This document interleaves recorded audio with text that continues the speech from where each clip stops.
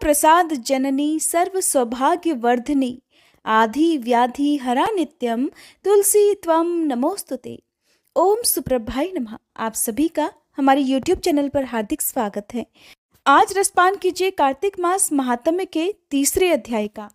साथ ही आज भी इस वीडियो के लास्ट में आप भगवान कृष्ण और सेठ जी की एक कहानी सुनेंगे, जो कि भगवान के सच्चे भक्त की कहानी है। उम्मीद करती हूँ आज की ये वीडियो भी आपको पसंद आएगी। आप सभी से एक अनुरोध है कि अगर आपको हमारे चैनल पर ये कथाएं पसंद आती हैं तो हर दिन आप इन वीडियोस को लाइक जरूर किया करें। शौनक आदि 88,000 ऋषियों से श्री सूत जी महाराज कहने लगे कि कार्तिक और अन्य मासों में किए जाने वाले इन पवित्र व्रतों की जानकारी प्राप्त करने के बाद देवर्षि नारद जी के मन में ये जानने की इच्छा जागी कि कार्तिक मास के लिए सर्वश्रेष्ठ व्रत कौन सा है। फिर उन्होंने इस बारे में श्री ब्रह्मा जी से पूछा। ब्रह्मा जी ने उत्तर देते हुए कहा, हे पुत्र, अब मैं तुम्हें उस परम गोपनीय और अटल फलदायी नक्त व्रत के बारे में बताता हूँ, जो सुख सौभाग्य और मोक्ष के साथ साथ स्त्रियों को अटल सुहाग भी देता है। परम पवित्र और पाप नाशक इस नक्त व्रत को विधिवत करने से सौभाग्यवती स्त्रियां मनोवांछित फल पाती हैं। इसलिए यह नक्त व्रत सौभाग्यवती स्त्रियों को अवश्य ही करना चाहिए। श्री ब्रह्मा जी के श्रीमुख से इस व्रत की इतनी महत्ता को सुनकर देवर्षि नारद के हृदय में इसके विधि विधान को जानने की इच्छा जागृत हुई। तब देवर्षि नारद की जिज्ञासा शांत करते हुए श्री ब्रह्मा जी ने मुस्कुराकर कहा, वत्स, यह अति गोपनीय और देव दुर्लभ व्रत है, परंतु तुम्हारे से स्नेह और लोक कल्याण की भावना से कार्तिक मास के इस विशिष्ट व्रत के बारे में भी बतलाता हूँ। व्रत करने वाला आश्विन शुक्ला पूर्णमासी को प्रातःकाल उठकर शौच आदि से निवृत्त होकर दंत मंजन करे। इसके बाद 2 नदियों के संगम, नदी, सरोवर, कुंड या फिर कुएं पर या फिर घर में ही स्नान करे। व्रत के एक दिन पहले सिर नहीं धोए और व्रत वाले दिन विधि पूर्वक स्नान करे, अर्थात सिर से स्नान करे और पवित्र भावना से विधाता का स्मरण करे। फिर व्रत का संकल्प इस प्रकार करे कि हे जगत के रचयिता और कर्ता, आप कृपा करके मेरे पतिदेव की रक्षा और मेरी संतान की वृद्धि कीजिए।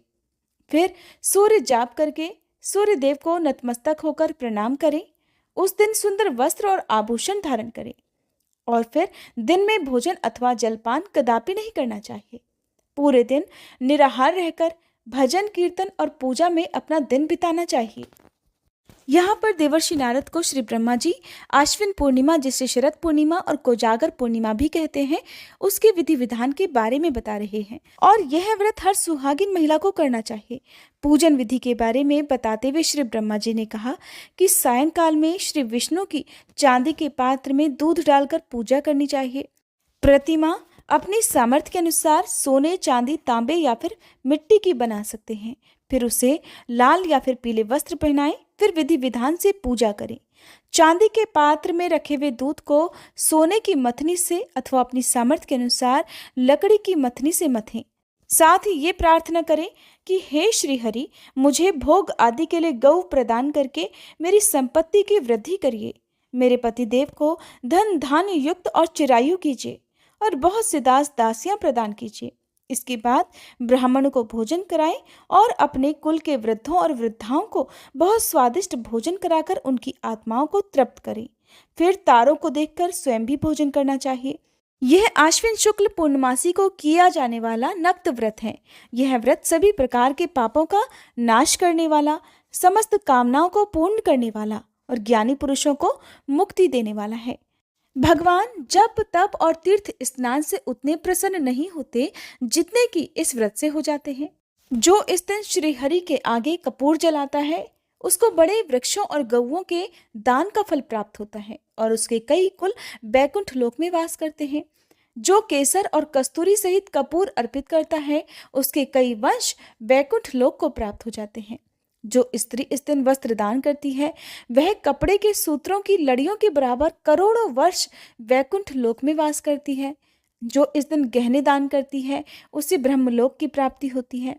जो स्त्री हृदय में श्री हरि का नाम लेती है और मस्तक पर निर्माल्य धारण करती है, वह सदैव सौभाग्यवती और पतिव्रता बनी रहती है। इस व्रतधारी को आश्विन शुक्ला पूर्णमासी को स्नान, पूजन, करने के साथ ही ब्राह्मणों को भोजन और वृद्धजनों का पूजन अवश्य करना चाहिए। सायंकाल श्री हरि का पूजन करने के बाद प्रार्थना करें कि हे श्री हरि, यह व्रत मैंने आपके निमित्त किया है, अतः इसमें किसी प्रकार की कोई कमी हो तो उसको आप स्वयं ही पूरी कर लें।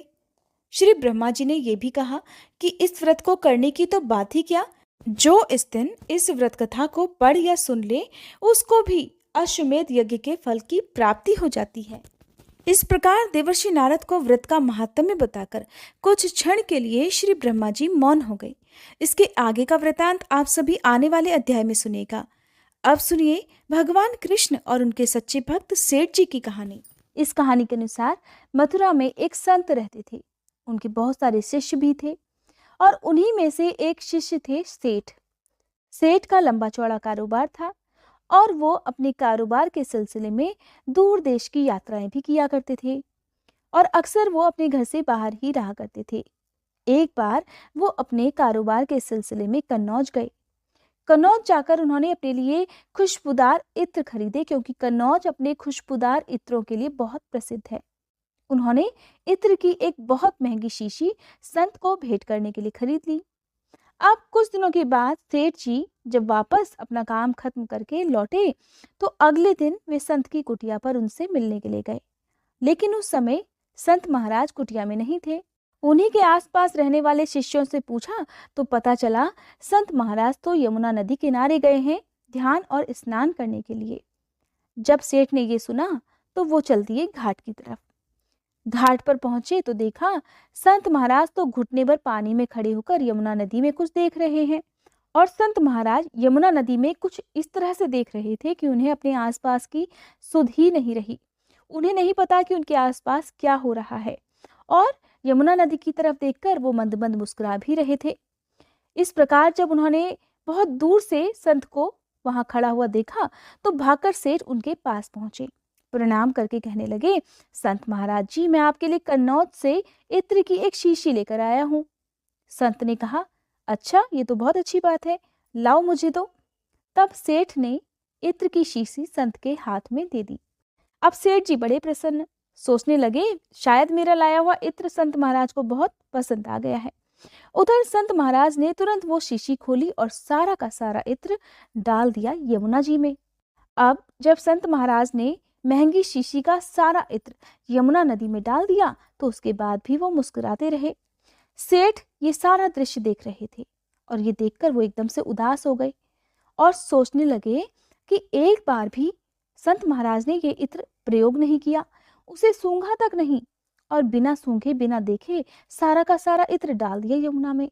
सेठ जी ये सारा का सारा दृश्य देखकर बहुत उदास खड़े हुए थे, लेकिन उन्होंने कुछ बोला नहीं और चुपचाप उदास मन से वापस अपने घर लौट गए। अब कई दिन तक सेठ जी बड़े उदास होकर सोचते रहते कि मेरा लाया हुआ इतना महंगा इत्र संत महाराज ने सूंघा तक नहीं, प्रयोग तक नहीं किया और बर्बाद कर दिया। काफी दिनों के बाद जब उनकी उदासी कुछ कम हुई तो वो वापस फिर से संत महाराज की कुटिया में उनके दर्शन करने के लिए चले गए। अब जब वहां पहुंचे तो उन्होंने देखा संत महाराज तो कुटिया में अकेले ध्यान लगाए हुए बैठे थे, एकदम शांत और आंखें बंद, और उनके होठ कोई भजन गुनगुना रहे थे।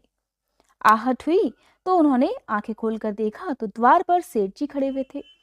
प्रसन्न होकर संत महाराज ने उन्हें अपने पास बुला लिया और कहने लगे, आओ आओ सेठ जी, मैं तो तुम्हारा ही इंतजार कर रहा था। उस दिन तुम्हारा इत्र तो बहुत बड़ा काम कर गया।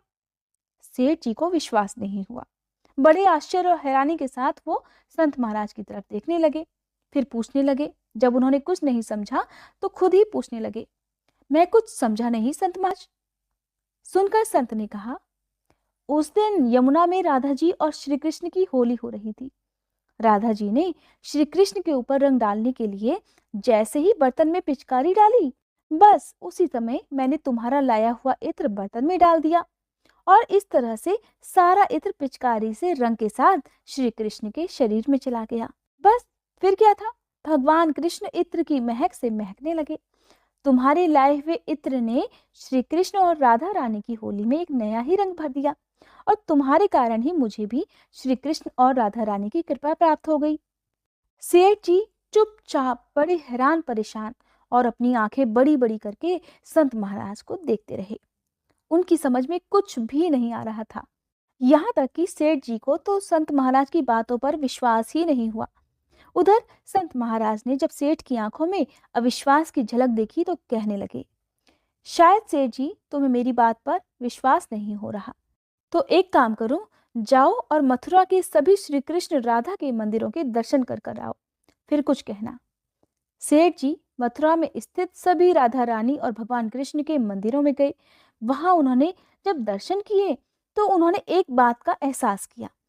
जितने भी मंदिर में वो दर्शन करने गए, उन सभी मंदिरों में श्री कृष्ण और राधा रानी की मूर्ति से अपने लाए हुए इत्र की महक उन्हें महसूस हुई। अब सेठ जी का इत्र श्री कृष्ण और राधा रानी ने स्वीकार कर लिया था, और जब इस प्रकार एहसास कर संत महाराज की कुटिया में वे वापस लौटे तो संत महाराज के चरणों में गिर पड़े। सेठ जी की आंखों से आंसुओं की धार बह निकली। तब कहीं जाकर सेठ जी को संत जी की कही हुई बातों पर विश्वास हो पाया। तब उन्हें पता चला कि किस अधिकार से संत महाराज ने यमुना नदी में सारा का सारा महंगा इत्र डाल दिया था। सेठ जी की आंखों से आंसुओं को गिरते देखकर संत महाराज की आंखें भी अपने भगवान की याद में गीली होने लगी।